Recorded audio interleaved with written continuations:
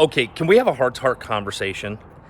If you're working with me right now, we've probably given you a couple of recommendations for lenders and probably a few other things. So let me just clear something for you.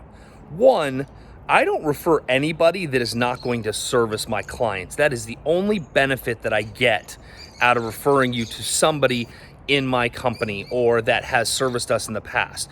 The reason that we're having this conversation is because I've had some people be super negative about, oh, if I use your lender, oh, well, I know this guy. Everybody knows a freaking lender. Everybody knows a real estate agent. One of the reasons you're working with me is because you were probably referred to me from somebody who had a good experience with me, right? Do you think that I want to refer you to somebody that potentially could crush your dream of owning that home or that second home? So let me tell you how important this is. I've got a couple of fantastic lenders that I truly trust, and here's why I trust them.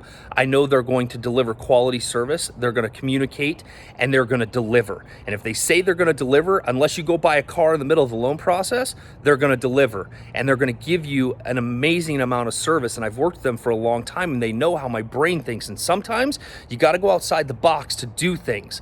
So I refer these lenders only because they are going to take care of you. Now, I understand we all have relationships, like I said, and those relationships are important. But please do me a favor. Those people that are like, oh, my cousin does loans or this person does loans, ask them how their experience is. Like, what experience do they bring to the table on your behalf? I've seen this happen over and over again where I've had to step in at midnight to solve something for somebody because they didn't listen. So let me tell you a quick story. So recently, we just sold a house in Sedona. It was a beautiful home. It had multiple offers. The market's insane. And I asked multiple times for this client not to use this federal credit union. Now, here was his reason for using it. I've been a member there for 30 years. I worked at the Pentagon. God, it's so awesome. So grateful for that service. But do you know what happened? We tried to call, we tried to communicate, we tried to email, we tried to go up the chain. 3 weeks into this transaction, we still don't have the appraisal. We had appraisal contingencies that came and went. So this bank that the buyer so trusted, 110%, failed him miserably. Now, they did pull it off at the last minute. I will give them that.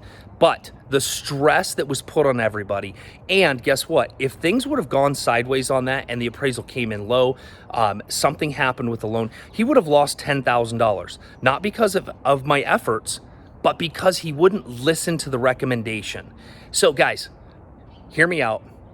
Please trust me when I give you a referral. It has nothing to do with the benefit to me other than the benefit of serving you together, which I work with these lenders day in, day out. They understand how I work. They understand the service that is required for my clients, and we work really well together, and we're going to make sure that the lending piece does not interfere with your dream of owning a home or owning a second home all the way around. Guys, I'm really looking forward to your purchase and walking you through and guiding you through this process. And this is just one of those things.